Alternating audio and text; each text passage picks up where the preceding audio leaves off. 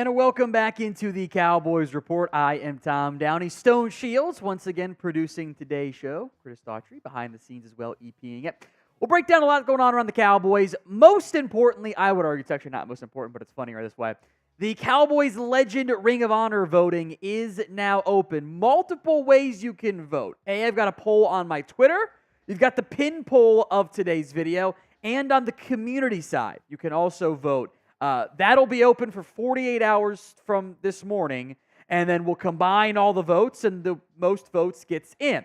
As of right now, Quincy Carter is in the lead in the pin poll here, and overall, he has the lead over Ben DiNucci. Drew Henson, Chad Hutchinson, Stephen McGee kind of lingering a little bit further back. So get those votes in for who the first, beyond Alex Tanney, he's in automatically. Cowboys legend should be. We'll do a couple different quarterbacks, by the way. I am open to rigging the election of sorts and 2-for-1 super chat vote. So if you put a $5 super chat in and put in Drew Henson, we'll give you 10 extra votes for Henson in the race. But I think it makes it a little bit more entertaining and fun. And we do it for the mock drafts, and it's entertaining. And if you really want somebody in, it's a way to make that happen. There will be multiple quarterback votes. I'll try to get a bunch of different names in and then kind of do a combined at the end. I want to try to get some older players and some younger players. If you don't know what the Cowboys legend bit is, it's not actually good players. These are players who, at one point, however brief, were on the Dallas Cowboys, and therefore they are Cowboys legends. Like Tony Romo is too good to be in this whole bit.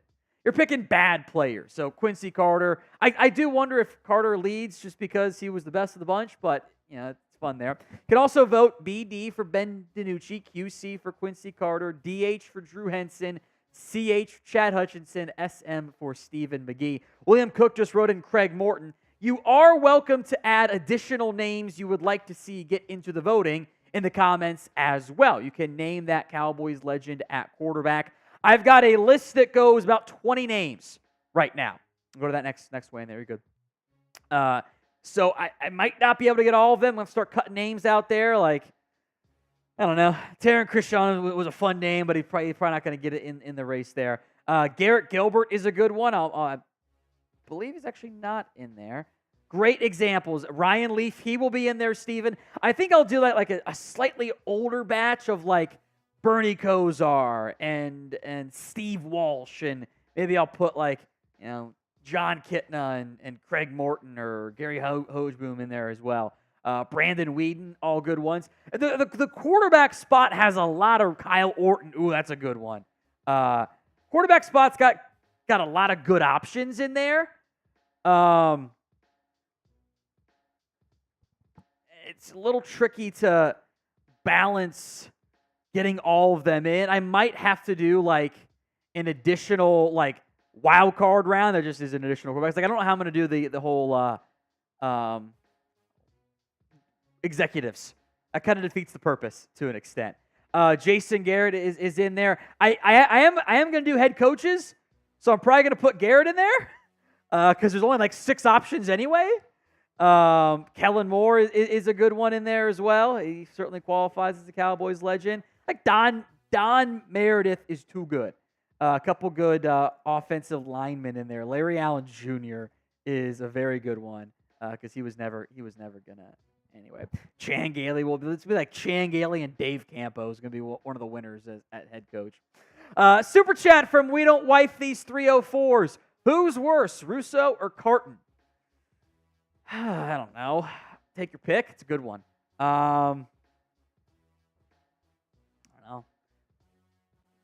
Russo was fine, like in his Radio Shock job, but that's Carton too. I don't know. I'll go Carton. I don't have a great answer there for you.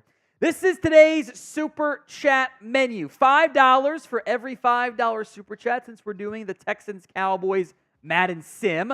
We'll do a beer cheers for it and spam F-Chugs in the comments. $20 for a shot, $50 for a beer bong or a tortilla slap. Your choice on that front. $100, you get the bong, slap, shot trio, all for one. So you're basically getting the shot for free on that Super Chat menu. We did get promoted from the Seahawks Super Chat battle since we took care of business against them last week. We are now in a battle against Bears now. They had 217.95 in their last live show. Can we catch them? We have a very long way to go until we get into the Raiders, and I think we may have woken a sleeping beast. We crushed the Steelers in our NFL Draft Super Chat, and they have gone insanity since then. They have done reckless numbers that we are not even eligible to take them on at this time. So get your Super Chats in for today's show, which we will also discuss the Cowboys offseason and how things went overall. So grade the Cowboys offseason for me. A, B, C, D, or F. Grade that Cowboys offseason. I think I'm going to see a lot of low answers in there. And I don't blame you guys for it either. Because it's not, Nick says A. I am not in an A mindset. F minus, C, F. I thought it was not a very good answer. Response plan, all of it. I thought it was terrible. D, C, D. What's lower than an F? Z. So good names I see coming in on the comments. Some of the other legends. I'm putting them in as we go. Grade is R, as in remains to be seen. Okay. L. It's a good answer. Draft counts as part of the offseason. Draft counts, Andres. Z minus, D, F, G. If you see me typing, I'm putting in names for the Cowboys Legends bit, like Chaz Green might win in a landslide. F, B, F, N. There's a lot of letters coming in below F, which I can't blame you guys for either. If you guys want even more Dallas Cowboys coverage, you like our live shows, like the multiple videos each and every single day, then like today's video. The goal is always a 50% like ratio. We're not that far away from getting there, but well over half of you have not yet liked today's video. We're kind of hovering more at like a third of you have liked it. You should always like every video you see on the Cowboys Report. You can always unlike it if you hate what I said later, I suppose. But it does help get things going on the YouTube side, gets that velocity, and gets us more views and more subscribers, and build a second studio right behind me as well. Well, I guess another studio, technically speaking. Coming up live on today's Cowboys Report, some news and rumors. We'll break down where things sit across the Cowboys organization. A lot of wide receiver talk, by the way. A mailbag, 2 ways to get on the show. Use hashtag Cowboys or Super Chat to skip that line altogether. We'll also break down some off-season winners and losers, free agency, draft, workouts, all of it combined into one, and a Cowboys versus Texans Madden sim. All coming up here live on the Cowboys Report.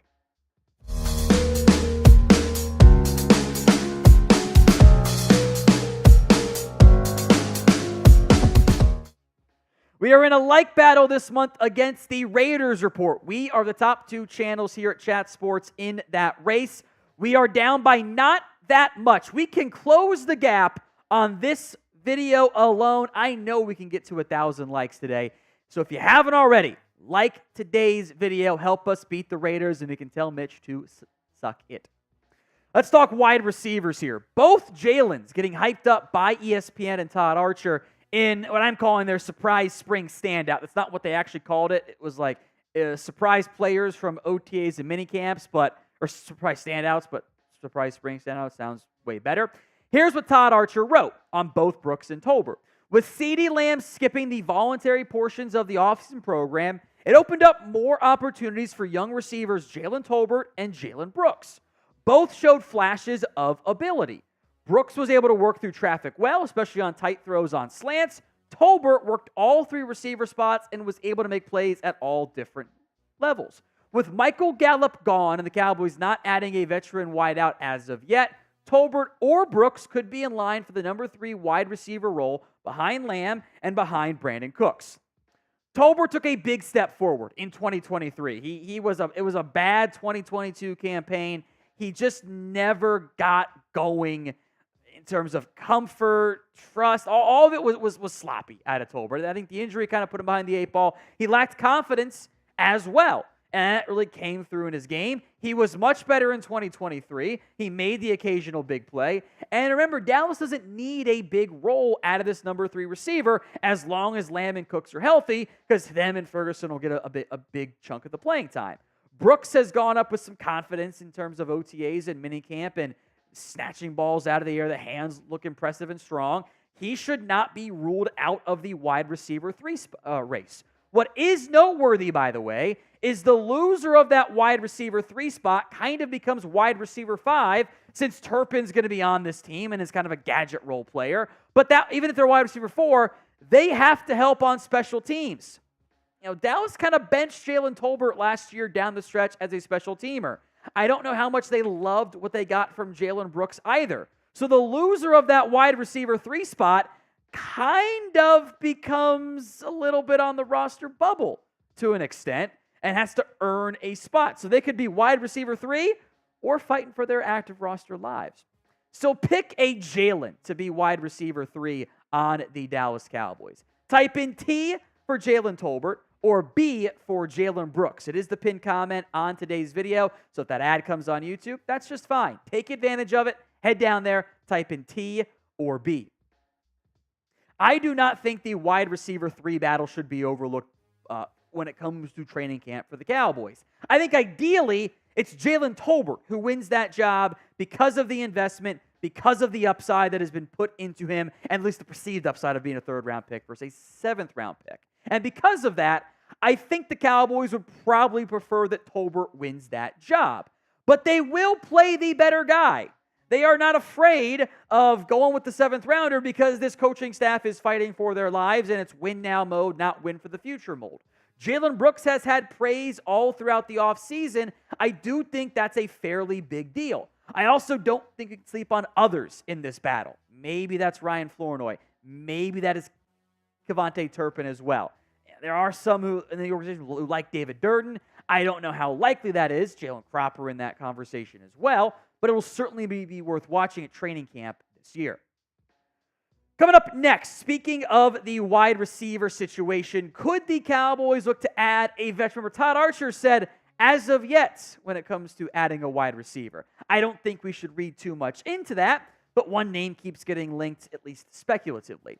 Before we get there, you can get the Cowboys official NFL draft hat over at chatsports.com/Cowboys draft hat. I would click that link and check it out. It'll also be in the bottom right corner, a version of it to go click and check out. You can kind of see it on the Navy side, the 3D effect that's going on there, but I think it's easier to see on your desktop or phone as opposed to trying to look at it closely on a YouTube, on your mobile, or whatever. So link will be in the comments section and the description of today's show. That's chatsports.com/Cowboys draft hat. Michael Thomas once again being linked to the Cowboys, which I find quite interesting because I don't know if I really have that much interest in Michael Thomas. He is one of the top veterans who keeps getting linked to Dallas. Bleacher Report, the latest to do so. At worst, they wrote, Thomas should be a functional replacement for Gallup as a wide receiver 3. If he could recapture some of his earlier form, however, he could be much, much more. Adding him would be a boom or bust risk, but Dallas doesn't have a ton of other options, barring a trade. My first question is this. Is he a functional replacement? The guy we've seen play in recent years hasn't really been that good. Now, the contract proposal was $2 or $3 million for 1 year, which is a significant downgrade in pay from what Thomas had been making in previous seasons and is doable. In fact, it is doable for Dallas. It's a valid question whether or not it's a good idea for Dallas. I'll get to my thoughts here momentarily, but would you sign Michael Thomas? Y for yes, N for no. Sound off for me in the comment section of this video. It's Y or N. The best ability is availability. Michael Thomas has not been available. He has played 20 games in the last 4 seasons. And the production has really not been all that impressive. It's been, dare I say, mediocre at best in that time frame. It's 1 touchdown a year over the 4 seasons. It's not very good. I don't really want Michael Thomas. I don't want this version of him. If they sign him, okay, whatever. It's fine. Maybe they can recapture some form. It's not going to be that much money. I simply don't think he has that much left in the tank. The production, the availability, the impact has been pretty poor for 4 years in a row. You're banking on the 5th year being different? That's not a bet I like taking in most cases, despite what the name, brand, whatever might be. Also, this part. Is he willing to be 4th or 5th in targets? It's going to be CeeDee Lamb, Jake Ferguson, Brandon Cooks. Then maybe Michael Thomas, the running back checkdown, whoever that ends up being, is going to be involved there. That's not what he was in New Orleans. And like many receivers, it's kind of how they're wired. It's fine. Michael Thomas is a bit of a diva. He isn't always the most like, I'm happy. He kind of was mad at Derek Carr online, which isn't always a great thing. I don't know if I want that in the locker room when, if we're being honest, things are a little bit precarious right now with everyone on a 1-year deal. So for that reason, I'm not that interested. For the best Cowboys coverage, good news. You have come to the right spot. Hit that sub button, youtube.com/@CowboysTV for more free Cowboys YouTube videos each and every single day, multiple times per day. We got a possible sleeper at tight end in what I think is a pretty solid room overall for what you're going to be asking out of it. Blog and the boys argue John Stevens Jr. is that possible sleeper, and I don't mind that selection at all. In fact, I'm probably on board with it. Stevens was trending last year to being on the active roster. That was up until he suffered a torn ACL against the Seahawks, part of a really rough couple days in a row where it was John Stevens, Overshown, and David Durden, who all had season-ending ACL tears in like a couple days span there. More on this to come, but will John Stevens make the roster? 1 for yes, 0 for no. Get those predictions in for me in the comments of today's video. Will John Stevens make the roster? I think there are 2 roster locks on this team at tight end. Jake Ferguson, obviously. By the way, do you see his Madden photo? He looks bald and also like not fully white. Luke Schoonmaker as tight end 2. And then everything's up for grabs. Hendershot and I think John Stevens are kind of more of your athletic move tight ends. Brevin Spanford is a good blocker. The Cowboys have shown some love to Princeton Fant with getting call-ups, everything. Alec Holler is not necessarily has a outside chance as well. You got 1 to 2 spots at tight end. And John Stevens could be that guy. Part of me wonders his role and his chances of making the roster depending on how Luke Schoonmaker goes. If Luke Schoonmaker takes a step forward and is like he's a good blocking tight end, maybe you go with the more pass-catching guy. And that's Stevens, who was really good in the preseason. 62 yards for 6 catches, and almost all of that came after the catch, by the way. And he's a great athlete. He's 6'5" and change. I think the Cowboys side list him as sub 230. I think he actually is more along the lines of 230. 4.67 40-yard dash. 36-inch vert. That's near the very best you're going to see at the tight end position. The broad, it's all really good. It's like 91st percentile athlete overall across the course of the NFL history at tight end.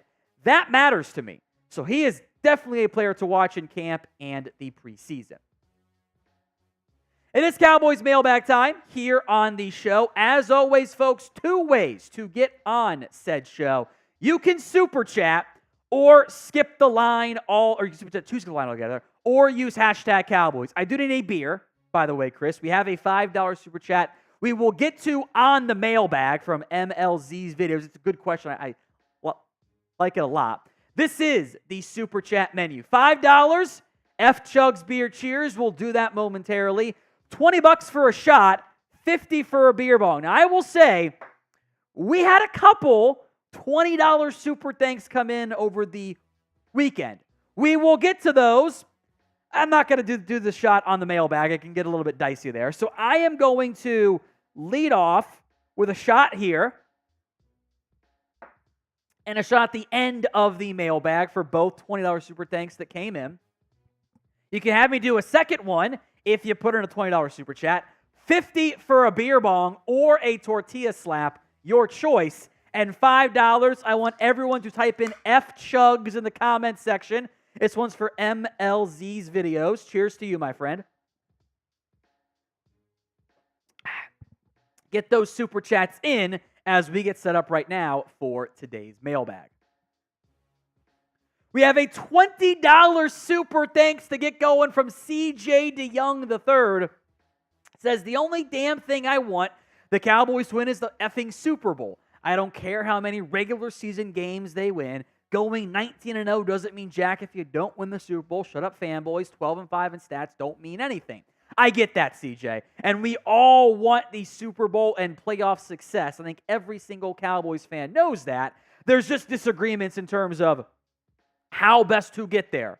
And when it's been nearly 30 years, there's going to be a lot of disagreements, and that's perfectly fine. CJ also says that this is in reference to the Mike McCarthy, Ty Dunn video we did on Sunday. One of, if not the best show yet. Thank you. I appreciate that, CJ. Also appreciate you, William Johnson, a $2 super thanks that simply said, thanks. Very kind of you, William. I appreciate that. And, of course, kind of UCG and everyone else who's super thanks and super chats here on the show. Super chats come in live. Super thanks come in on demand. It is a feature on YouTube. You donate outside of the live videos. Click the thanks icon, edit your message, send in whatever you want to say. As long as it is within reason, which for me is just don't make it one of the isms and we're fine, you will get a shout out on the show. From Tony. Ta, keep up the great videos with another $20 super thanks, by the way. Thank you, Tony. Keep up the great videos. You always say there really is a way to manipulate the cap, so we should be able to sign all three guys, Prescott, Lamb, my good buddy Parsons. Go Cowboys. Thanks. I agree. I would fully anticipate, in fact, I know for a fact that there is a way to pay all of those guys. You are able to make it work. Now, that means, maybe you're not going to pay Osa Odigizua, but you're also not paying anybody else right now. Next year, you're going to be paying Trayvon Diggs, Terrence Steele. And that's a maybe on Terrence Steele because you can cut him and save some money. So, yeah, you do get some of the stretching of the salary cap where you're paying a big high number there. The cap keeps going up. So you can absolutely pay all three of those guys. From Braden, I think the best move the Cowboys can make right now is trading for James Conner. I would love that move. Conner checks off a lot of the boxes I'm looking for. I think the Cardinals, their scheme overall was really good last year. I think Drew Petzing's going to get some head coaching interviews this upcoming off season. I think it'd be a big addition for Dallas. I'd feel way better about the ground game, the running back room overall. I think he's still super efficient, offers some big plays. I don't think Arizona wants to trade him. Not the first time that someone's commented about James Conner, so I get it. It's a good thought. I just don't think he's that available. So we'll try to keep this to more realistic names here, but name a player who you want to trade for. It'll be the pinned comment on today's video, so if that ad comes on YouTube, take advantage of it. Head down there and let me know. From It's Isaac. Oh, okay, I get it. Okay. I believe the Leaf JJ is waiting to fall as the Sunday ticket lawsuit should be ending soon. This is a good question, or a good thought that I honestly hadn't really considered. What I settled on was this. If Jerry, the rest of the NFL probably also knows how that's going to go. And if they were worried about losing the lawsuit and having to pay billions of dollars in payouts, that might lead to an overall, limit on the spending. There'll also be appeals, might not have to be paid out for a while. Cap could continue to rise. The rest of the NFL is operating as if spending will continue to rise. And if the Cowboys were waiting on it to be a win, because I think that's going to happen, Jerry, of course, has testified in that, why? It's only going to cost you more. So it's a very clever thought. I think in the end, the Cowboys just don't want to set the market ever, and they will only do it once they have to fold and cave. And I just think they don't want to spend the cash right now, which is very frustrating to me. But that is a very good thought. Richard Robinson has a couple of Cowboys legends. He's got Troy Hambrick. He will be in the running back poll. And Quincy Carter, who I would fully expect ends up winning some of those, or winning at least one of the battles for the Ring of Honor voting. We'll be doing that all summer long, fitting the actual Ring of Honor members with their Cowboys legend meme player replacement. So name a Cowboys legend for me in the comments of today's video. We're going to be getting through the quarterbacks here soon, into running backs, wide receiver, trench players, linebackers, and more. Drop that player name in the comments. A $5 super chat from MLZ's videos. If you had to pick only one to make the biggest impact this season, who would it be? Mazi Smith, Deuce Vaughn, Jalen Tolbert, or DeMarvion Overshown? Fantastic question. I'm going to pick the first-round pick, and the player that I am most concerned about, I think, long-term, and that has the potential for the biggest impact. That defensive tackle room is thin. If Mazi Smith plays like a first-round pick at defensive tackle, that is a huge deal for your entire defense. More so than, probably linebacker 2 in DeMarvion Overshown. A fun meme pick in Deuce Vaughn, who I will always love. Wide receiver 3 in Tolbert. I'd probably rank them Mazi, Overshown, Tolbert, Vaughn, but I'm going to try to make Mazi fat again and help that Cowboys front 4 out.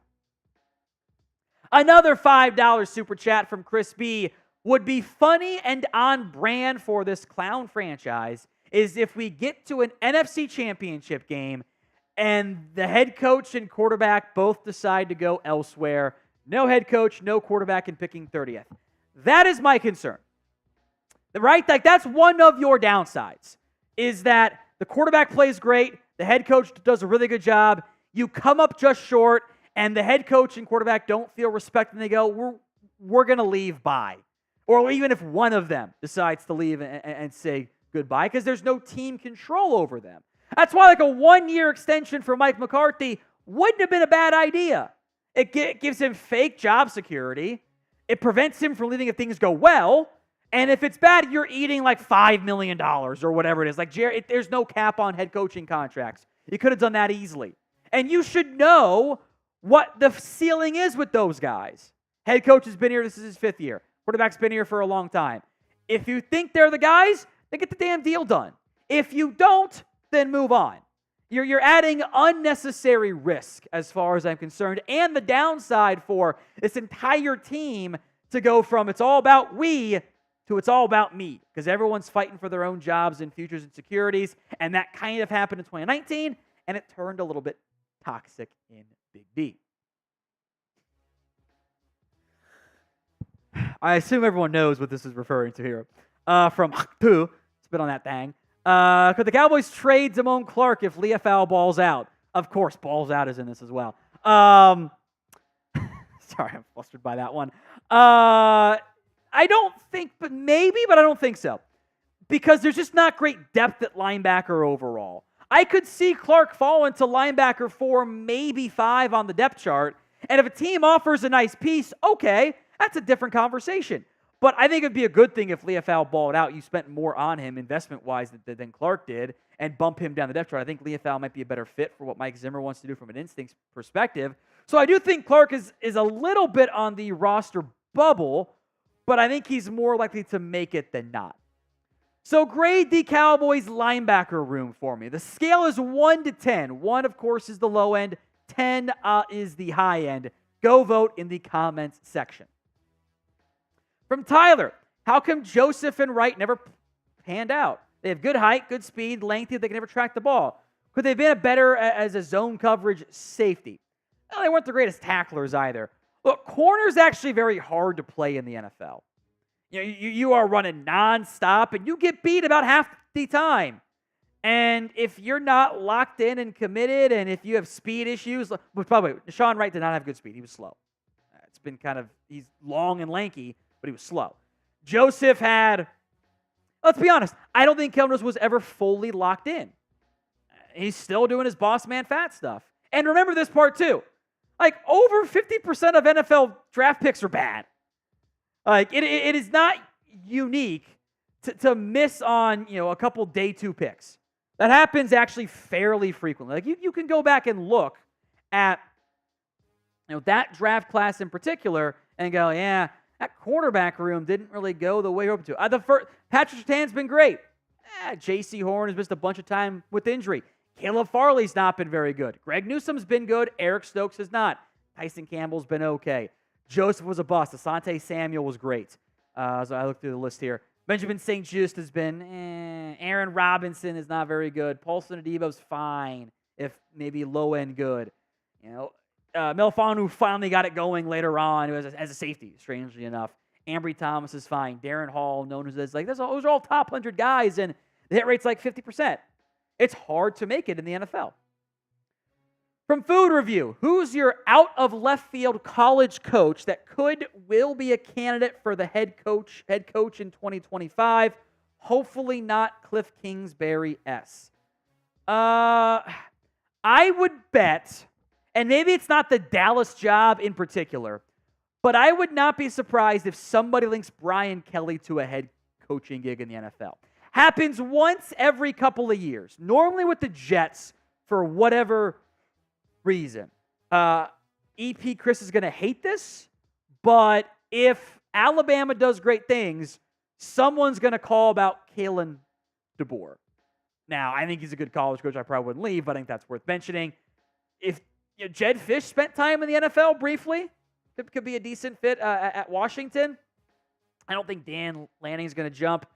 Ryan Day would be my Cliff Kingsbury candidate, by the way. I actually don't think he's that good. Maybe someone will link James Franklin. Lincoln Riley is an obvious name too, but I don't know how many people are going to jump from college football to the NFL these days. I'd be a little bit surprised if that's how things played out. Now, we have Cowboys videos for you guys every single day, so hit that sub button, youtube.com/CowboysTV.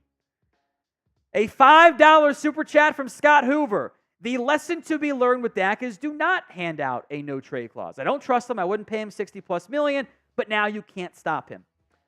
You messed up the contract originally. And by the way, you are making the exact same mistakes you did if you plan on playing him, or if you don't as well.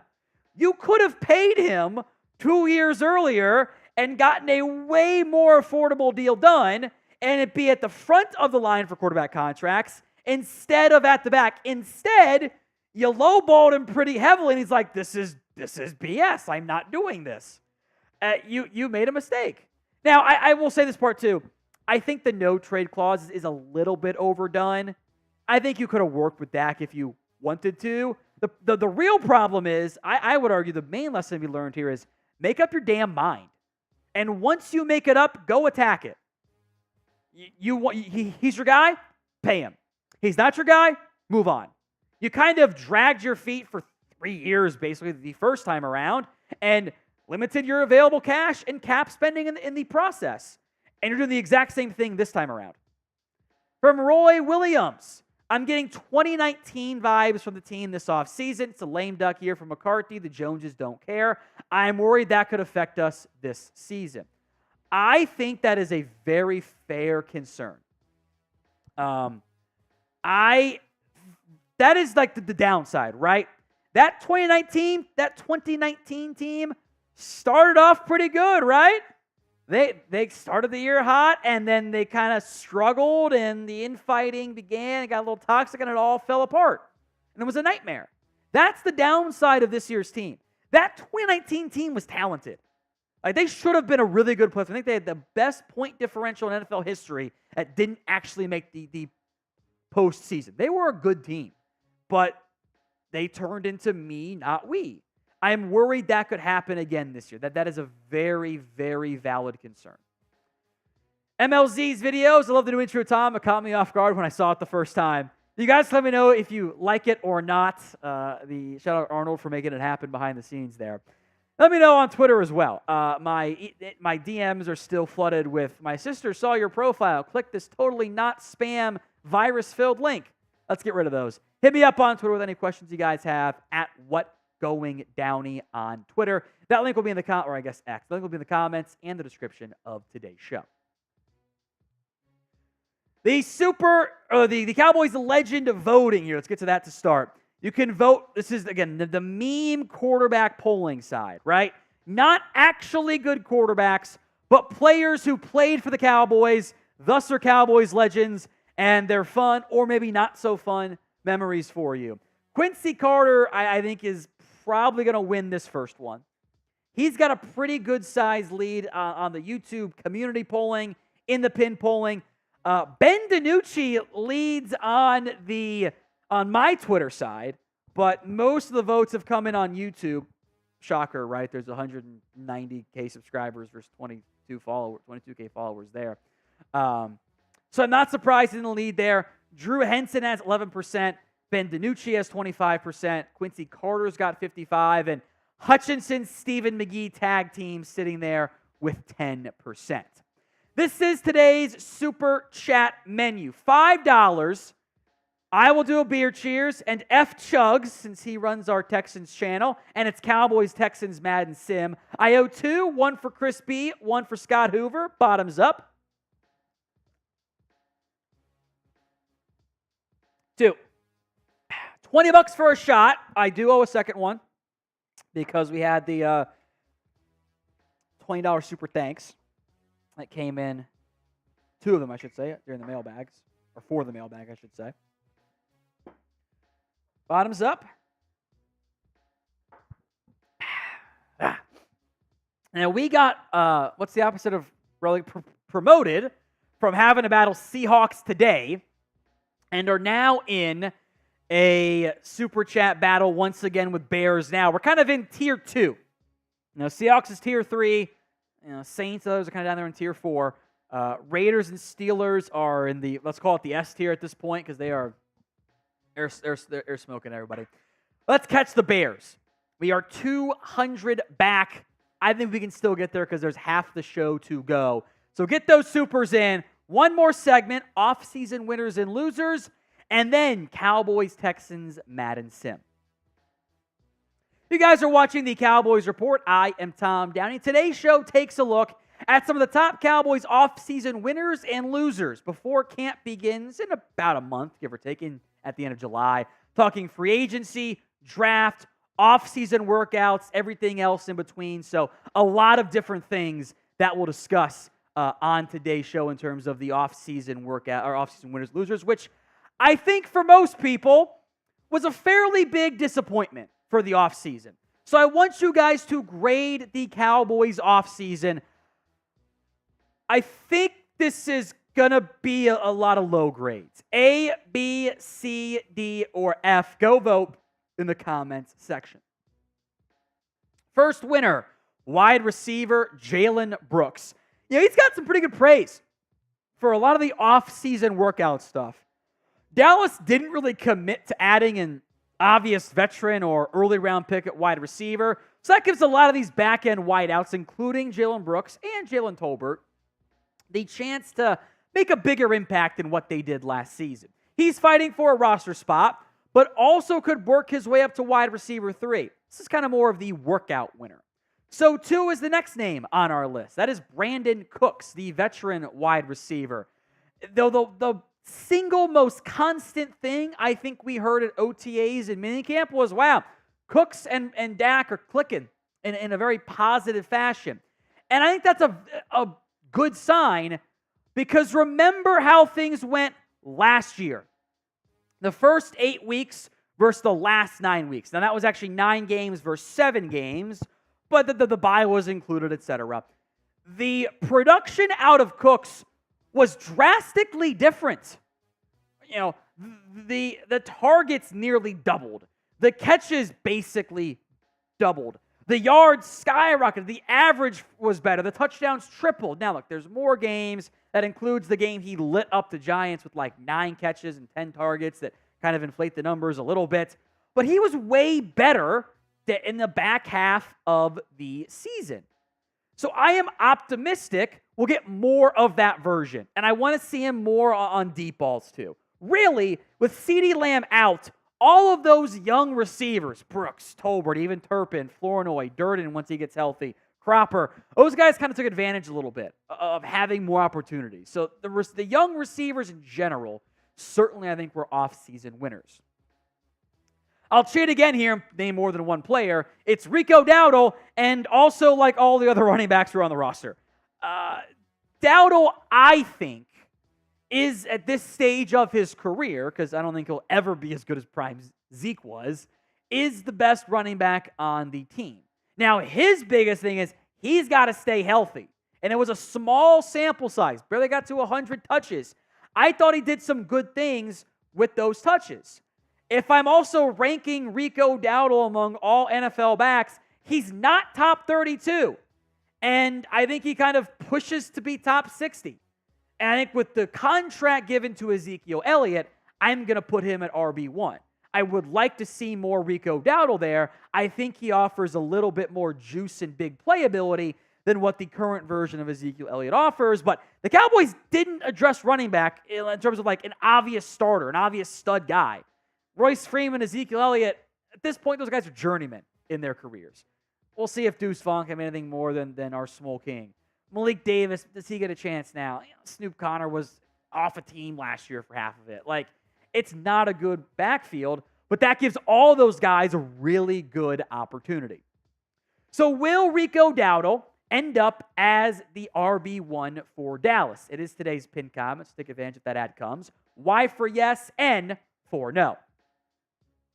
Next up is Trey Lance, and I am stretching this a little bit, but there's been a lot of positive praise from the Cowboys coaching staff, and I think they're trying to send the good vibes basically out there to Trey Lance.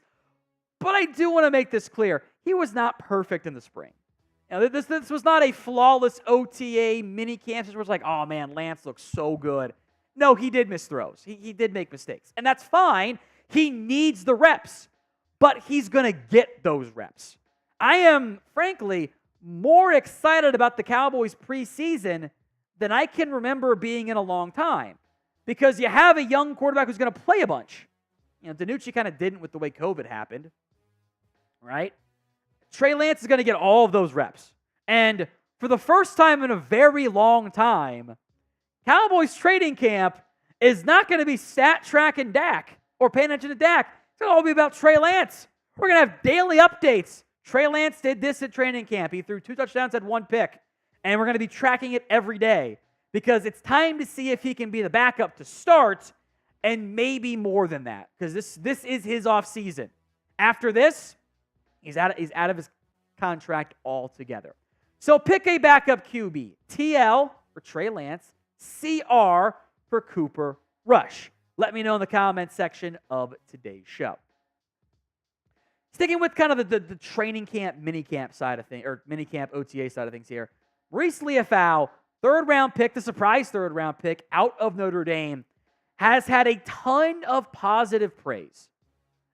There's been coaching praise, there's been player praise, and the biggest positive I've seen is the praise is not like, oh, he's making a bunch of splash plays. It's like, nah, he's super smart. And that you can get a decent feel for, but it's not always, you don't bat 100% of like identifying football instincts at times. That can be covered up or exposed depending on what the scheme is, etc. But Mike Zimmer wants high football IQ players. If Maurice Leafau can do that, that's a big deal. Does he emerge as more than, LB4? Maybe.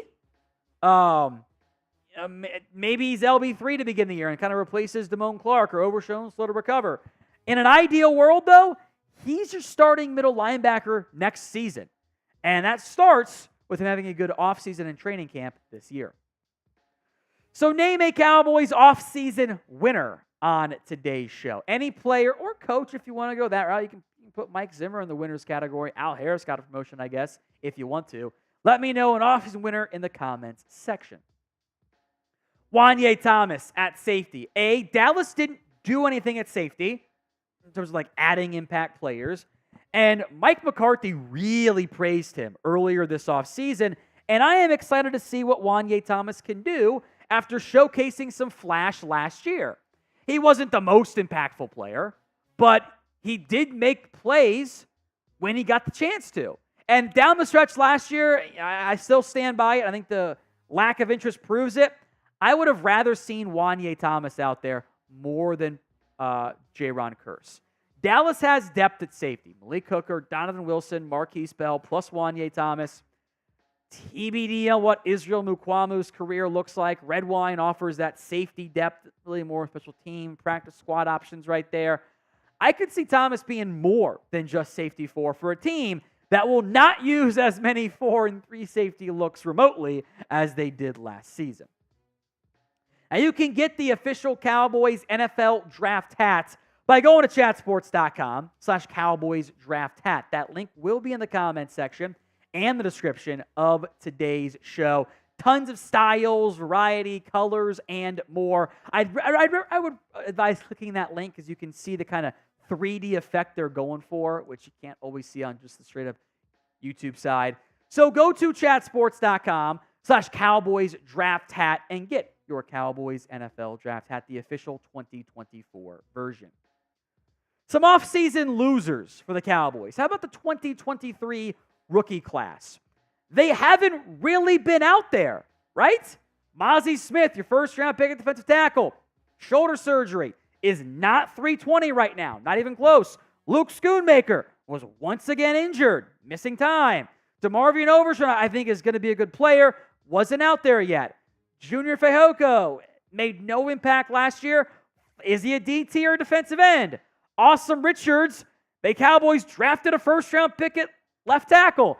He ain't going to start over him long-term.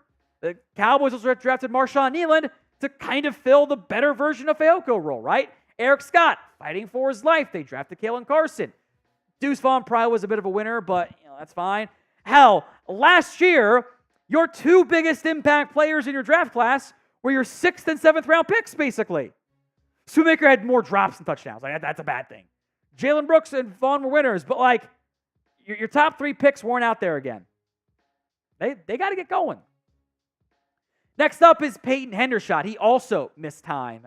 Minor injury, then was away from the team for personal reasons there. He's also fighting for his life in terms of making the Cowboys roster. Ferguson and Schoonmaker are going to be on the team, but John Stevens, Brevin Spann-Ford, Princeton Fant, I would not be shocked if any of those guys, multiple of those guys, made it over Hendershot. He has to earn his spot this year. Had Stevens not gotten hurt, he would not have made the team last year, Hendershot. Could be in the exact same spot again this year. For the best Dallas Cowboys YouTube coverage, good news. You've come to the right spot. Hit that sub button right now, youtube.com/CowboysTV. I kind of teased it in the rookie class section. The young backup tackles are not exactly in a very good spot at this time. They've got to get things squared away, and they have to earn a spot. Let's go add the depth chart, then we'll go mention some of those names in order here. You have roster locks on this team. Tyler Guyton, Tyler Smith, Cooper Beebe, Zach Martin, Terrence Steele. I'd also argue Brock Hoffman, TJ Bass are going to make it on the interior. Maybe Nathan Thomas. Either way, I think you're looking at maybe 1 to 2 spots for a backup offensive tackle. And Chuma Edoga may or may not end up being one of those guys. That's not necessarily a lock either. So all of a sudden, it's Awesome Richards, Matt Waletzko, Josh Ball, and maybe Earl Bostic, who could potentially fight and claw his way into a spot. That's too many players, not enough spots. So something has to give from that perspective. Otherwise, there's just not enough spots. So a draft pick, plus Bostic probably, is going to end up getting cut. And of course, I assume barring injury and stuff. Israel Mukwamu, next up, who I like, to be clear. I want to emphasize that part because the loser side is kind of negative. I don't know what Israel Mukwamu is still. I think his best spot is at corner. I think that is where he would make the biggest impact for this organization. That would be his best path to helping out the team, making it and making plays. He did that against Tampa, right? Kalen Carson, though, was a draft pick. Deshaun Wright, Eric Scott may or may not make the roster. If he's a corner, maybe he can carve out a spot. He didn't get any run with the ones, though, at OTAs and minicamp. And if he's a safety, he's safety 5 at best. So all the sudden, it gets a little bit tricky to carve out a roster spot for Israel Mukuamu. I like him, but there's no guarantee he actually makes that 53-man roster, even though I personally am probably higher on him than most. So name a Cowboys offseason loser. Let me know in the comments section of today's show who you think didn't turn out or didn't have a great offseason the way you would have liked to have them have. The number one offseason loser ties right back into to grading the offseason, A, B, C, D, or F. It's us, the fans. It's been a bad offseason. The Cowboys are gaslighting us and saying over and over, we're all in, we're all in. No, you're not. You didn't make any moves. You actively made this team worse and have not set yourself up for great success in 2025 either. It has been a terrible offseason for the Dallas Cowboys. And the worst part is ownership doesn't seem to care. That's super frustrating and super disappointing. So I think the number one offseason loser for the Cowboys, I think most of us would agree, it's us, the fans. $5 from Abjit Pawar. Why don't the Cowboys use Turpin's speed like the Chiefs use Pacheco's? Same thing with Vaughn. He's not being utilized properly. So first up, the biggest reason why is they aren't similar players at all. To put this in perspective, the difference between Isaiah Pacheco's size and Kevontae Turpin's size is over 60 pounds. That's a massive difference. That is the same difference as turning Kevontae Turpin or turning Isaiah Pacheco and making him 280. So we're totally opposite spectrums of the size standpoint. I don't think Kevontae Turpin can withstand playing running back full time. He is 153 pounds. I'm looking at the numbers here. Also, by the way, F Chugs in the comments. The list of running backs who are that small are zero. There's Deuce Vaughn still has 15 pounds on Turpin. The smallest running back I got on my database is Ontario McCaleb. You haven't heard of him. He was 168. The one with the most success was Tariq Cohen, who was 179. So we're still talking 25-pound difference there. Turpin's small. I think that's why they don't like putting Cooks and Turpin on the field at the same time, and why I think they kind of group Turpin and Vaughn together in terms of their packages, because they're both small guys. Tariq Cohen was 5'6", 179, but he also ran a 4.42. And he wasn't even really a full-time back. Pacheco is so good because he's a sub 4.4 guy, and he's 216. Very rare size speed combo. All right, the Super Chat menu today. Every $5 Super Chat, everyone type in F Chugs in the comments section. We're going to have our Texans Cowboys Madden sim coming up here momentarily. So F Chugs in the comments. I'll do a beer cheers for it. $20 for a shot, $50 for a beer bong, and $50 for a tortilla slap. $100, and you get all three of those. Also do F Chugs as well as part of the beer bong. For $100, you get it all for $100. We are now inside of $200 behind Bears now in this week's Super Chat battle. We've been promoted. We're having to take on the Seahawks, but if we lose, we do face the potentiality of relegation depending on what those other channels do later today and tomorrow. So get those Super Chats in as we get set up for a little Cowboys Madden sim. It is the latest edition of our Cowboys Report season-long Madden simulation. The Cowboys against the Texans. Houston comes to town at 6-4 for a little Monday Night Football action. The Cowboys, meanwhile, are 7-1. They are the number one seed, for now at least, in the NFC.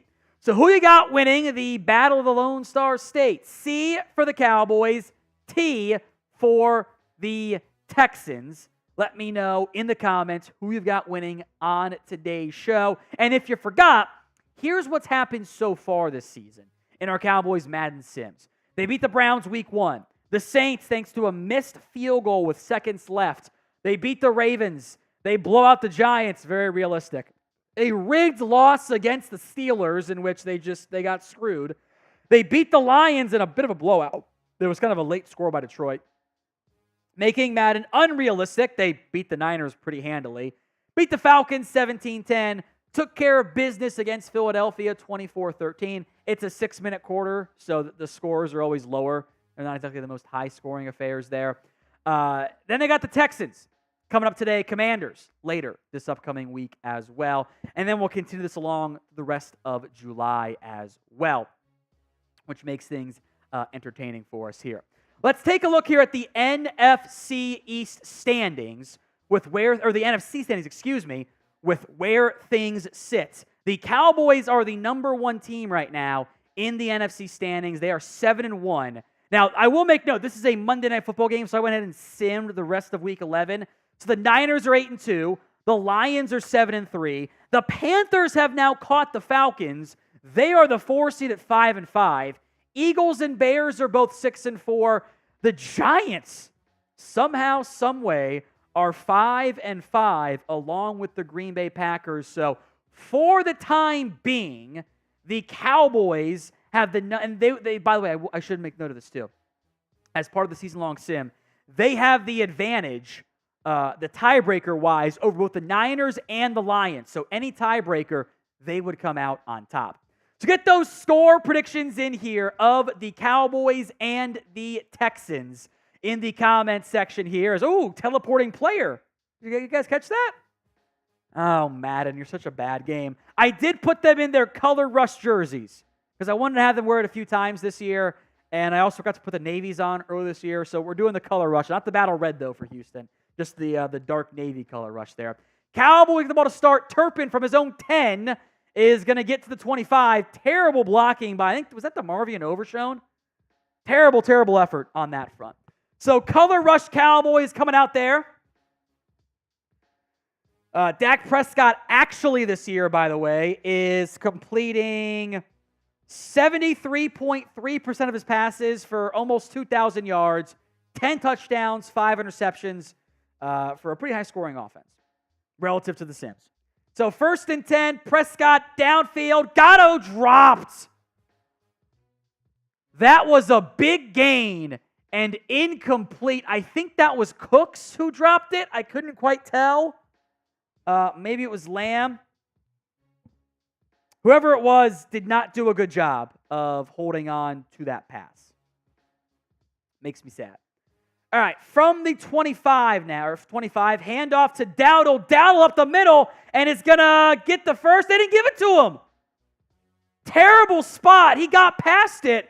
We have seen all the last 3 games in a row, these ridiculously generous yard-to-gain forward progress BS, and they didn't get it there. By the way, Williams right, they should be 8-1. I guess I just didn't count it properly.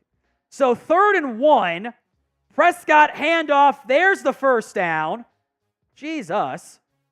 Dowdle up the middle gets the first. Type in those ones.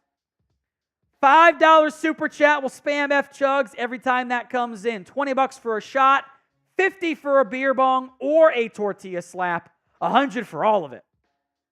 So 1st and 10 Cowboys. 5 to go here in the first quarter. Handoff to Dowdle. Dowdle is going to cut it up and pick up 6. So some good running here for Rico Dowdle and the Cowboys. 2nd and 4 now. Color rushes do look pretty good in Madden. So I'm a big fan of those jerseys. Big fan. All right, 2nd and 4. Looks like Elliott in the game. Elliott is going to get the first. What? That made no sense. He fell down 3 times. Good running. Okay. 1st and 10. Elliott gets 4. He kind of powered through and stumbling, bumbling, rumbling his way through there. Handoff to Dowdle. Dowdle hesitates, only gets 2 on that one. They're doing the injured animation for Dowdle, but I turned injuries off. 2nd and 8. Prescott under center. Elliott the lone back. Play action pass for Prescott. Downfield. Got a man, Lamb. Into the 30, and tight end has nobody to block. And Dak just kind of like walks up behind him. So 1st and 10 Cowboys. 3:25 to go in the first quarter. Ball inside the 30 at the 29. I think that's Deuce Vaughn in the game now. Prescott. Play action. Downfield. Got a man, Lamb. 5. Taken down. Is he in? Yes! Touchdown, Dallas. A quick strike scoring drive there for the Cowboys offense. I don't know what that celebration is. I've never seen Lamb do that in his entire life. But Dallas scores. Play action again. Prescott, Lamb. Spam those TDs. That was easy. Dallas strikes first with 3:10 to go in the first quarter. Brandon Aubrey on for the kick. Extra point, I should say. It is good. 7-0. And it was that an 8-play, 74-yard scoring drive. Dak and Lamb making the most of it. I think they had all 52 yards on that one. All right, let's go defense. Let's go defense. Get a stop here. Get that ball back. Get a nice little early lead here. I hate that Zeke's on special teams, by the way, guys. I hate it. He's not going to do it. But apparently RB2 gets it. Silly. All right, Aubrey on for the kick. That's away. And from 2 yards deep in the end zone, not a lot there for Houston. I'd assume that's Steven Sims back on the return, as C.J. Stroud comes out there for the Houston Texans. They have his player ratings. He's only an 80? Oh, that seems low, Madden. Updated rosters that I got from some guy online. Anyway. Texans in the pistol. Offset pistol. Handoff to Joe Mixon. Mixon is going to run, get spun forward for a gain of 7. William, I'm basically doing these all as like individual play now games, so it shouldn't favor them just because I'm just watching the games. Madden has a high rating though for the Cowboys. They're an 82. Houston's an 81, so I've been like underdogs like 3 times. Handoff again. Houston up the middle. Mixon again. Another gain of 7. So 2 carries, 14 yards for Mixon. At least the run defense being bad is realistic. 1st and 10, Houston.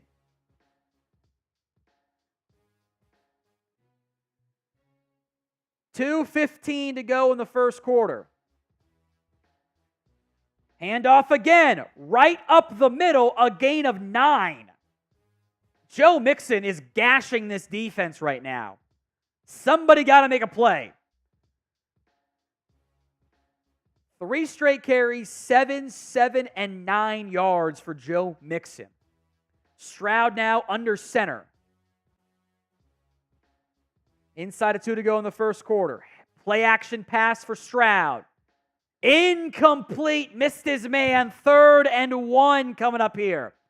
Anthony McMillan, for every Houston turnover, he will send $100. Let's get the chain in use today, baby. Love to see it, Anthony. Stroud hands it off. Couldn't tell he actually had the ball there. Mixon again. And this is just too easy. I mean, why throw the ball here? They can't stop the run. They're just getting gashed over and over again. 1st and 10. Stroud over the middle. Caught, hit hard, a gain of 3. That was it. So 2nd and 7.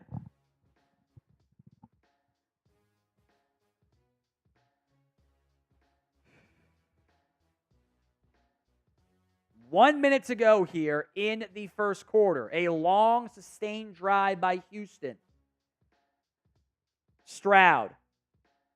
Quick pass to Schultz, and he picks up the first down.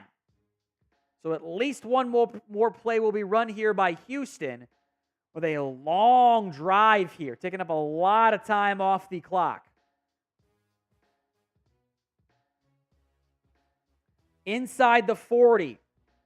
Heavy personnel here for Stroud. Dallas is a 5-man front. Handoff to Mixon.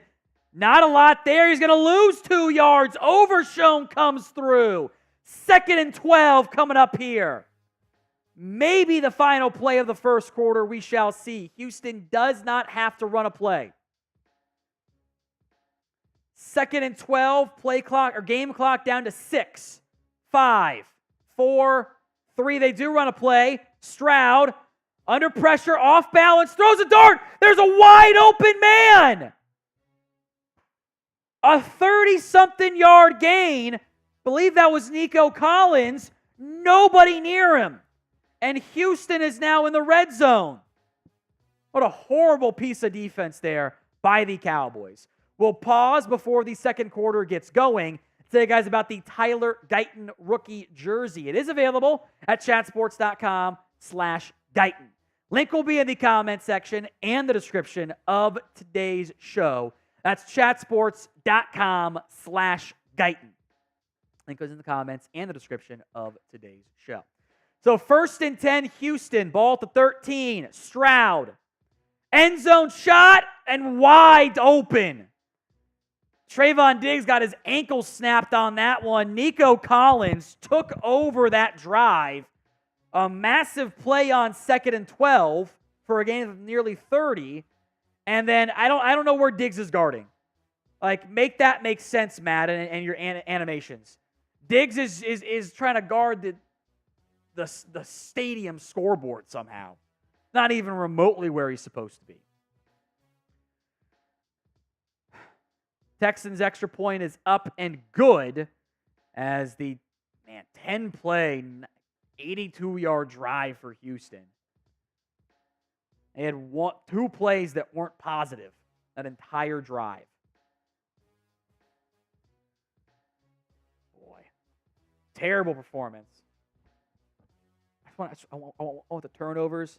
Anthony can get crazy with it. That's what I want.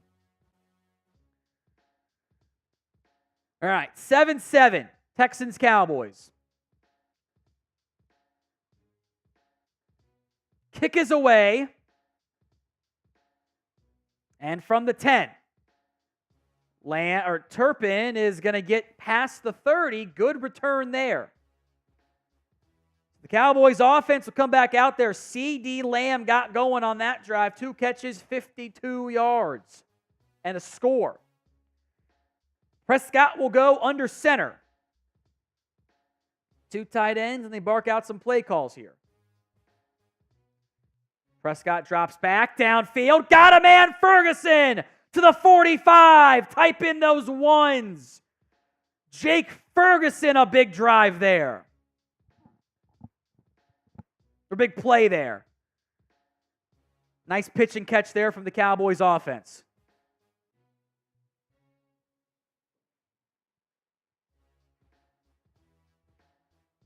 So from the 45, Prescott under center. Dowdle the single back. Teleporting handoff to Dowdle, who's going to get 2 yards. How does the game work like that? How does the ball teleport? It doesn't make any sense to me. It really does not. Again, folks, $5 super chats, a beer cheers. We'll spam F chugs. $20 for a shot. $50 for a beer bong. $100 or beer bong or tortilla salad for the $50. $100 you get all of them. Prescott drops back to Vaughn, who drops it. That was a big hit, to be fair, but Deuce Vaughn got to catch that pass from against Azeez Al-Shaair. Now it is 3rd and 8. And you're in a very precarious situation for Dallas. Having to get the first down, not really being in field goal range either. Prescott in the shotgun. a play action pass on 3rd and forever. Dak is going to take a sack. Why are you doing play action on 3rd and 8? Of course nobody got open. Play action on 3rd and long doesn't work. God, such a dumb play call, Mike. Stupid play calling. Dallas has to punt now. It is away. And Anger kicks it out of the end zone for a touchback. Sloppiness galore there. Sloppy play. So 1st and 10, Houston football. 4:23 to go in the first half. Handoff to Mixon. Mixon gets 3 on that one. He's got 6 carries, 30 yards so far. God, the animation, the players all look weirdly hunched. You guys ever notice that? They just don't look right to me. You could have handed it off on 3rd and 8 there, yeah, and then been in 4th and short, but why you didn't play action? Doesn't make any sense. Stroud, 2nd and 7. Wide open, Schultz past the 35. Overshown and others in on the tackle as Houston has 17 yards on this drive now. As just Overshown got cooked in coverage there. Marquise Bell also kind of took out Jordan Lewis some.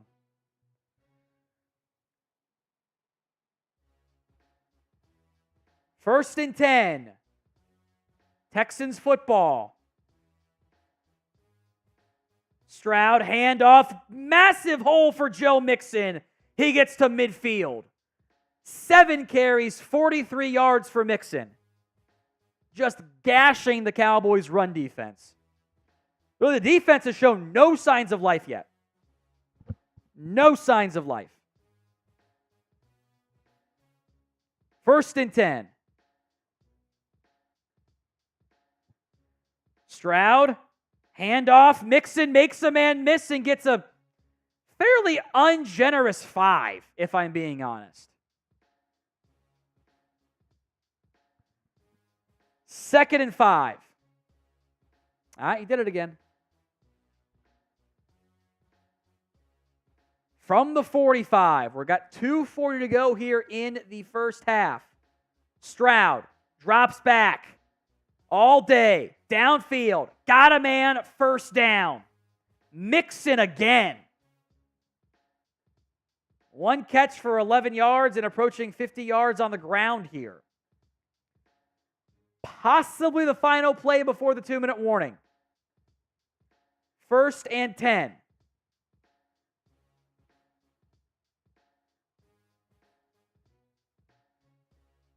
Stroud, downfield, wide open again. It's Tank Dell.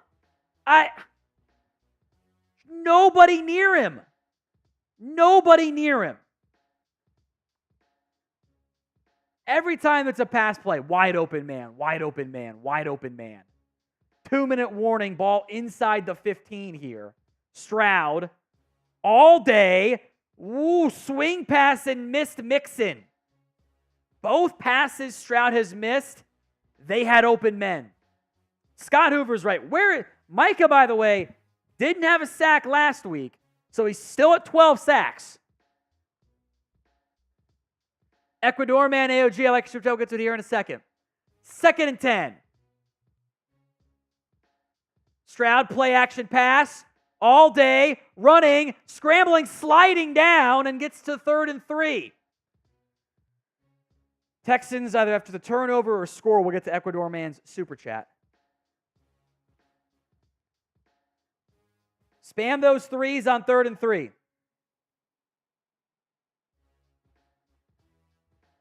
Got to get the stop here. Got to get the stop.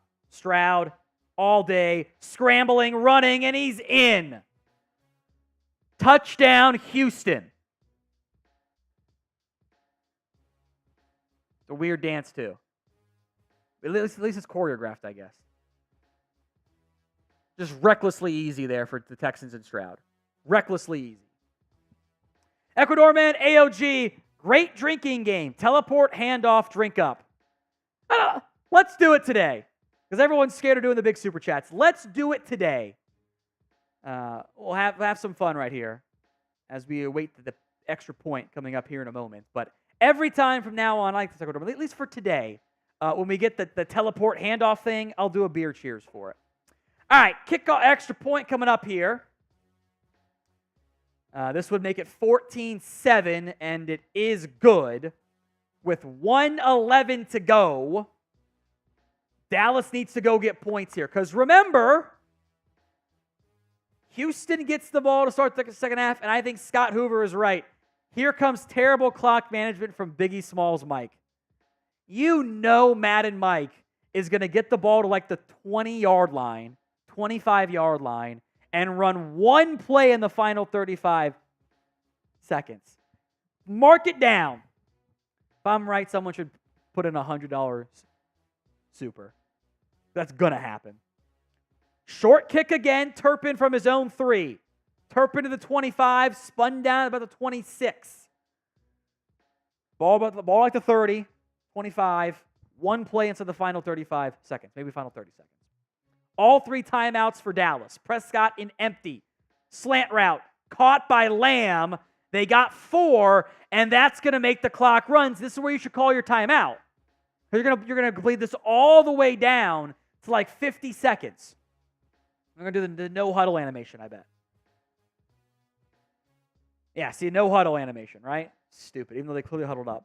45 seconds now to go in the half. Prescott, pressure coming. Slant route, caught. Tolbert, call your timeout. They do. 41 seconds. Ball at the 42. They might get more than one play in the final 35 because they're gonna have 2 timeouts. So they might get 2 plays. They'll take it at 4. They'll take it at 4 seconds.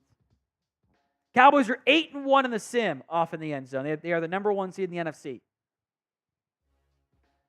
Prescott an empty. Drops back. Downfield. Got a man. Lamb spun down at the 40. Dallas does not call it. They can call timeout now. 33 seconds. They're going to do it. They love to attack the middle of the field, though. They're down to 1 timeout. 33 seconds left here. Ball at the 41.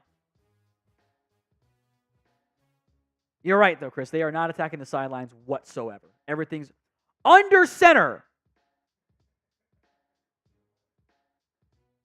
Prescott, downfield, got a man inside the 15. Brandon Cooks, get up there and go, or call timeout.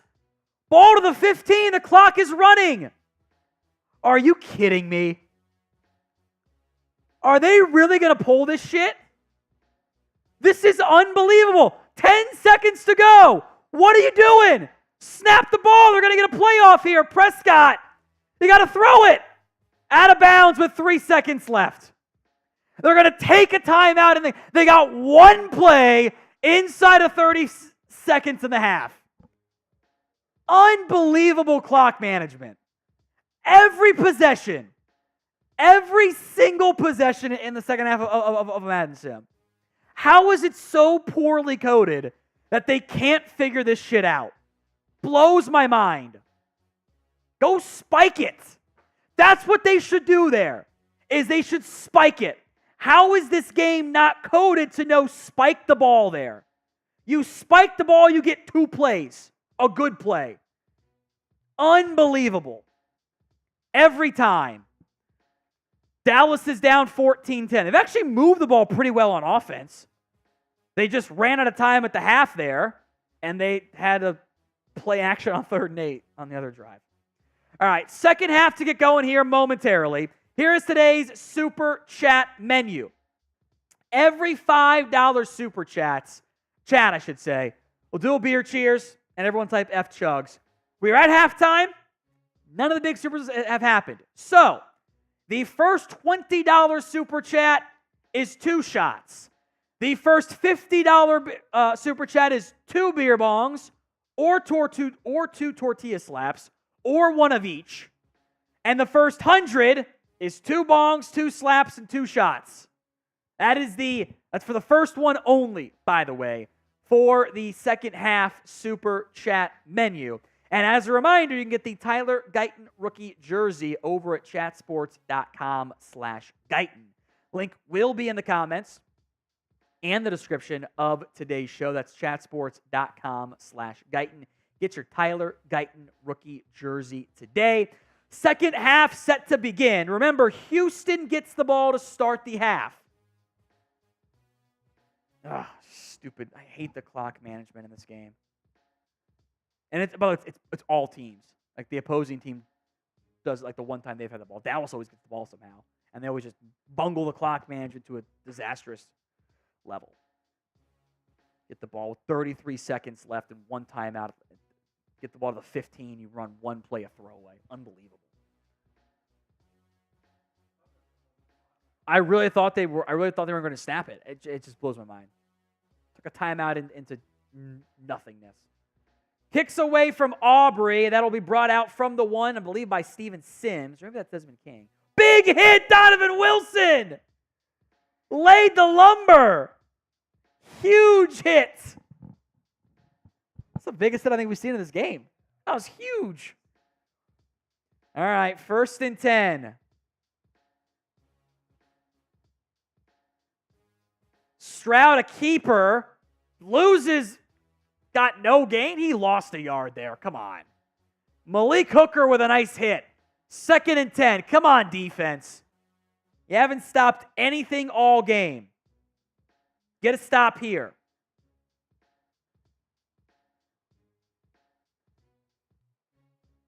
2nd and 10.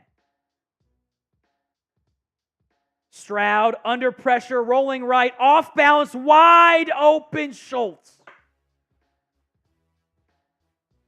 Have you noticed how many times this is kind of like a real life game when the Cowboys defense is getting gashed and it's always wide open, wide open, wide open. Every time you play a Shanahan-based offense, wide open man, big gain, and the Cowboys like they got to just fight and claw to get 7 yards. It feels like. 1st and 10, they rotate a safety down late here. Stroud, handoff. Mixon makes a man miss and picks up 8. I didn't catch who that was unblocked in the backfield, but he whiffed. Absolutely whiffed. God, that should have been a loss of 3. 2nd and 2. Stroud in the shotgun. Again, just wide open Dalton Schultz. Looked like they were trying to play cover 2, and he sat down for a gain of 5 when they needed 2 yards. Unbelievable. 1st and 10.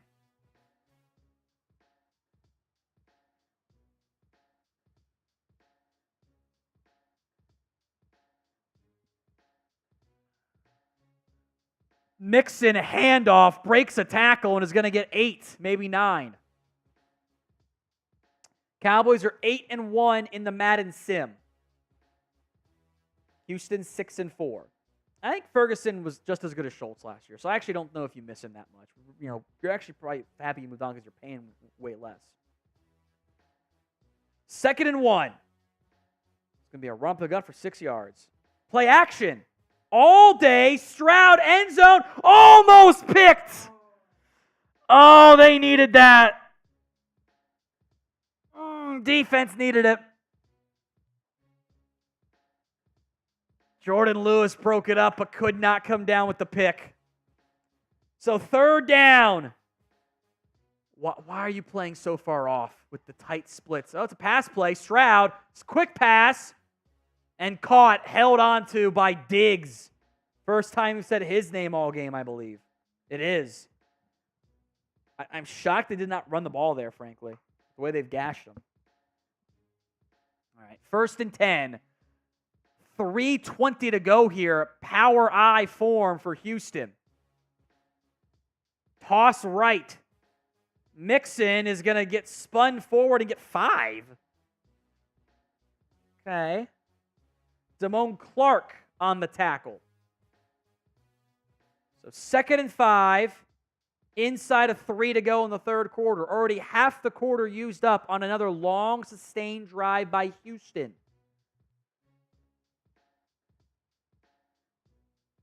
little more of a gain of 4, but still. Corner route, wide open down to the 1. Stephon Diggs beat Malik Hooker. Why is Malik Hooker on Stephon Diggs? How does that happen? What schematic BS is this team running? Looks like they were playing zone and they ran a smash concept and both guys took the underneath route. Well, this has not been a good start for the Cowboys defense. They have gotten gashed on every single drive. Stroud, pass play, end zone, too easy touchdown. Tank Dell, wide open over the middle. I'll tell you what, F Chugs in the comments, and this defense forgot to show up today. 3 drives, 3 touchdowns, as many incomplete passes as touchdowns for today for Houston. That's not good. Extra point to make it 21-10. Kick is up and good. Just a bad performance so far. Bad performance. Defense has to do something. Offense had the 1 punt. That's not good. They ran out of time in the other possession, but you can't. Scott's right. Looks like Dallas playing with 10 players on defense. It's clear with the way it's 6-minute quarter. So you got to go get 7, get a stop, get 7 again. Maybe even go for 2 on the first one. Turpin on the return. Turpin, the 25, and taking that 29, almost to the 30, generous spot. Almost got loose on that one again. 2-for-1 specialty for the Big Supers. $20 is 2 shots for the first one. First 50 is 2 beer bongs, 2 tortilla slaps, or 1 of each. 100 is 2 of everything for the first one. Handoff, Deuce Vaughn is going to get pushed forward and get 9. Defied physics. I like it. 2nd and 1. They are inside of 2 to go in the third quarter. Prescott, heavy personnel. That should be Elliott as the lead back. Counter play. Elliott gets the first down. Dowdle gets the first down and a little bit more. First down, Dallas. Yeah, I definitely love Terrence Steele signaling first down by 11 late in the third. Texans show a late blitz, or I guess an early blitz. 1st and 10. Prescott under center. Barks out some signals. Handoff. Dowdle up the middle. Dowdle cutting back to nowhere, but does get the first down. And the offense has done a pretty good job. They had the drop of the dumb 3rd and 8 play call. That's the only things that have gone wrong for them so far. He made 2 cuts against nobody. It's Madden. It doesn't make any sense. It's like lagging online and you spaz and you freak out. You try to guess what's coming. Prescott barks out signals. 1st and 10. Pass play. Pressure coming. Goes down. Man, Tyler Smith. A rare in Madden. First time I've said this all year. He got blown up by Foley Fatukasi. The interior pressure just got home instantaneously. Now it is 2nd and 14. I swear to God, if they run the ball here, real Mike would do it. It's a pass. Prescott under pressure, off balance throws, and they're going to lose a yard. Oh, boy. Well, now you're in 3rd and 15. Don't love that. Don't love that. I don't think they'll run a play here. They will not. 4th quarter coming up here. Again, the Super Chat menu. $5. F Chugs in the comments. I'll do a beer cheers for it. $20 for a shot. $50 for a beer bong. Or a tortilla slap. 1 of each. And I should say, the big ones are 2 for 1. So $20. First 20 is 2 shots. First 50 is 2 beer bongs, 2 tortilla slaps, or 1 of each. And 100, 2 of everything. A beer bong, 2 of them. A slap, 2 of them. And a shot, 2 of them. The Tyler Guyton rookie jersey is available at chatsports.com/Guyton. Get yours today. Chatsports.com/Guyton. It's been pretty good so far in the sim. He hasn't gotten beat very often there. 1 bad game this year. Links at chatsports.com/Guyton. All right. Fourth quarter, 3rd and 15. Not where you want to be, down by 11. Maybe it's 4-down territory. Pressure coming. Prescott, quick one. Incomplete. There's a flag on the play. What's the run from the passer? PI the defense. Finally, the 3rd penalty that goes in favor of Dallas all year.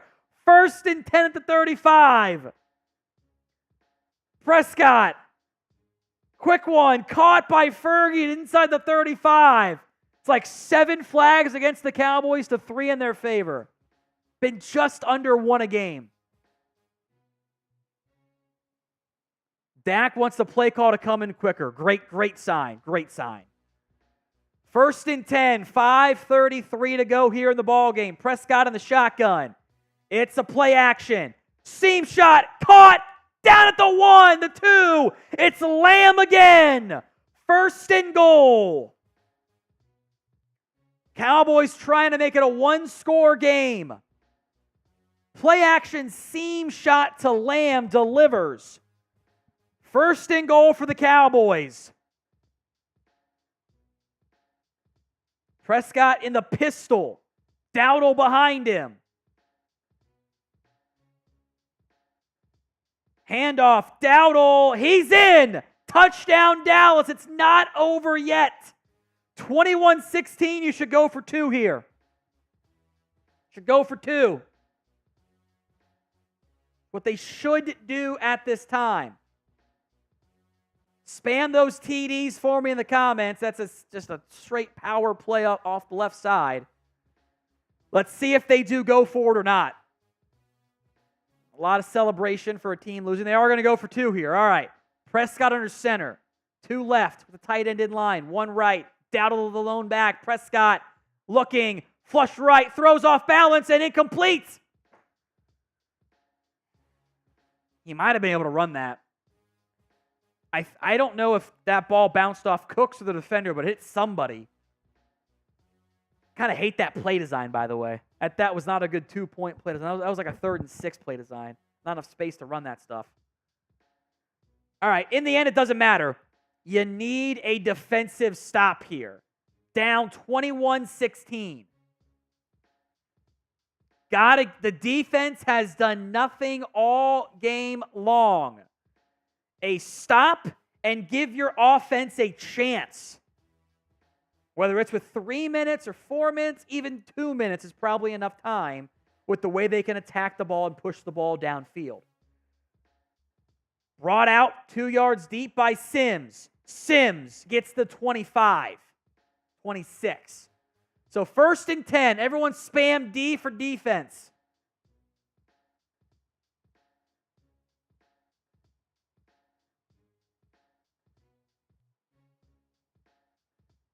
From the 26. Stroud, play action pass, caught, bobbled but caught by Schultz. He picks up 9. Defense has to. Micah Parsons, make a play. Trayvon Diggs, it's the Diggs Bowl. Your brother's got the best of you, although he actually beat Hooker and Lewis, but got to make a play. Zim, call up some run blitzes here, man. 2nd and 1. Stroud, play action again. Rollout, wide open man. Nico, how many times? Every play, someone is wide open through the air.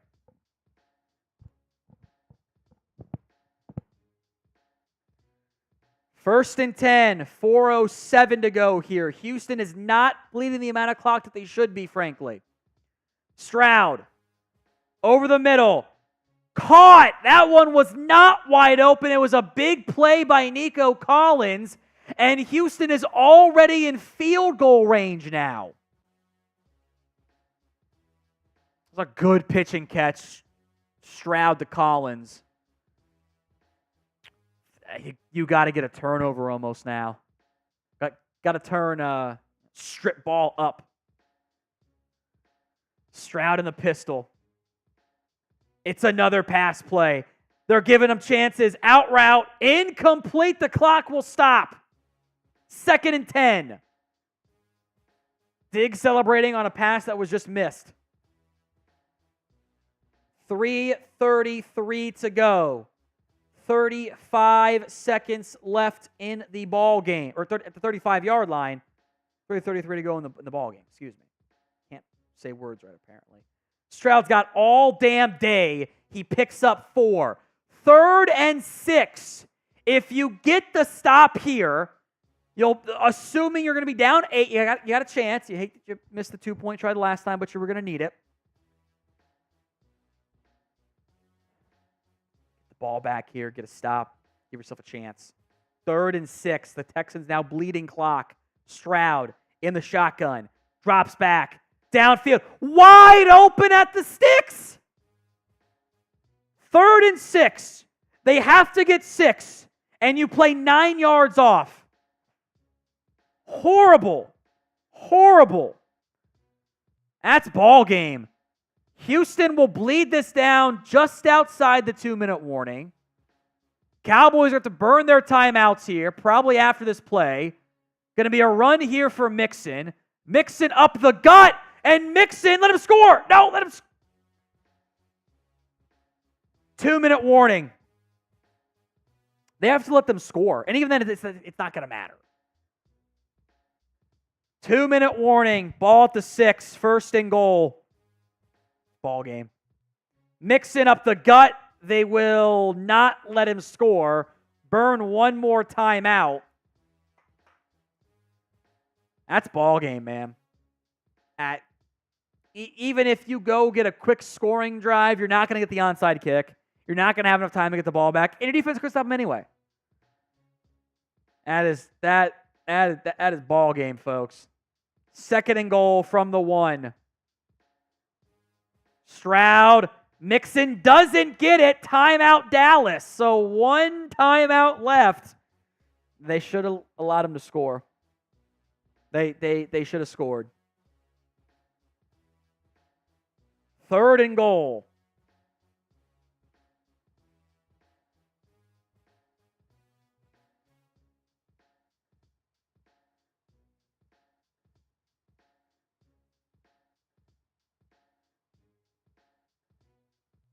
Press or play action from Stroud.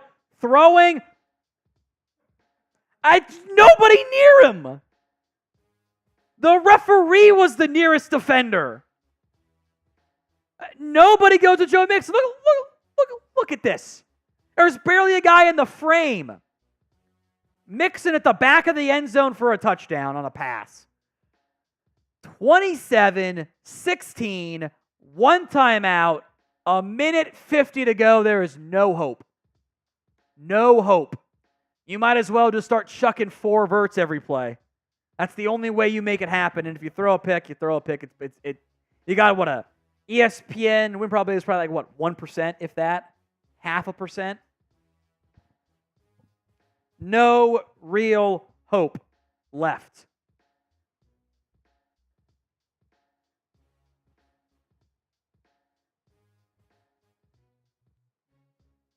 Oh boy.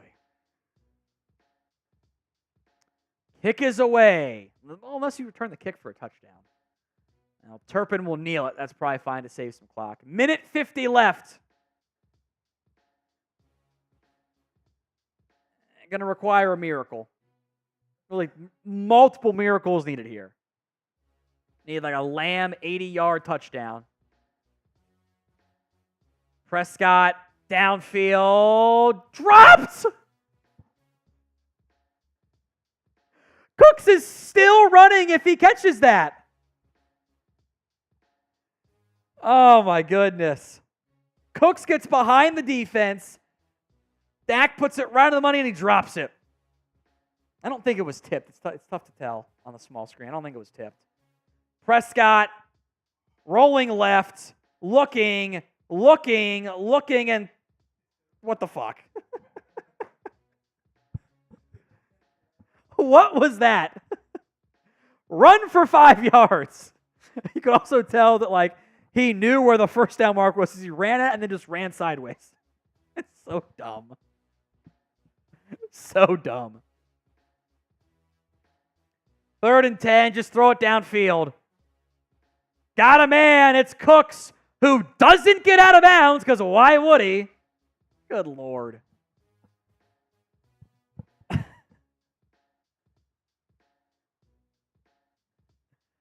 Way to just bleed an extra 20 seconds off the game clock for no reason. 1st and 10. Daniel's right. This game is already over. Got to force it downfield and caught underneath for 6 yards. Okay. You got to start calling 4 verts, man. Come on, Madden Mike. Just start chucking bombs. You're down 12 with 50 seconds left. Show some damn urgency. Prescott and shotgun. Oh, that's picked. That's going the other way. I don't know if Tolbert ran the right route, by the way. You kind of see that? He ran straight downfield, and Dak threw a slant at him. That might be chalked up to the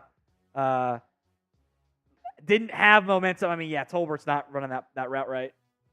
That might be, I guess he kind of ran the slant. Might be chalked up to the Madden receivers get rattled and don't know what the route actually is supposed to be or with the momentum stuff, whatever.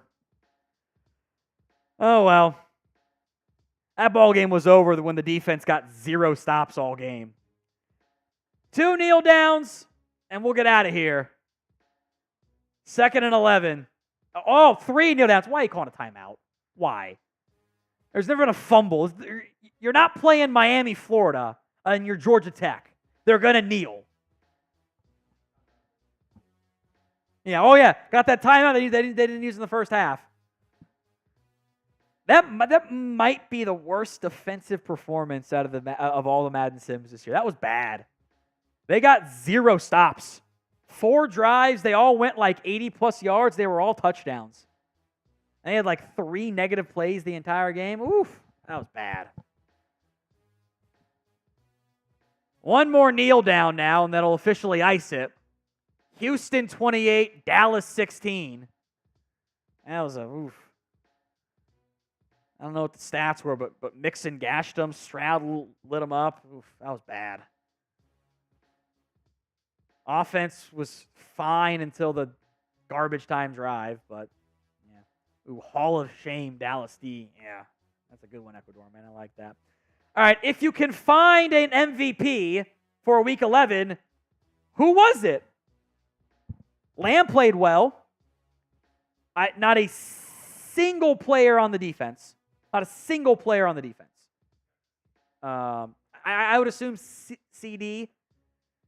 I would ban it from Dak solely for the throwaway in garbage time where he's running along the sidelines and just chucks it out of bounds. Like gets to the invisible line and runs directly across it. Like, oh, I can't cross it. Just looks so stupid. I would veto it on the principle of that alone. I guess Lamb, but there were not very many good ones. So, who was the Week 11 MVP? Let me know in the comments of today's show. This is your last chance to vote in the first round of the Cowboys Legend, the meme quarterback voting, Ring of Honor. BD for Ben DiNucci, QC for Quincy Carter, DH for Drew Henson, CH for Chad Hutchinson, SM for Stephen McGee. Right now, 53% voting for Quincy Carter. I do think we'll leave the polling open until Wednesday morning on the YouTube side and on my Twitter at WhatGoingDowney. Early results, Quincy Carter is going to get in. Now, I do wonder if that was because people don't realize it's the meme version and he was the best quarterback of the group. I honestly don't know because the Twitter side is voting for DiNucci, but the YouTube side is voting for Quincy Carter. Get those votes in, BD, QC, DH, CC, CH, or SM. There will be multiple rounds of quarterback voting. So don't miss out on that. Hit that sub button, youtube.com/CowboysTV for more free Cowboys YouTube videos.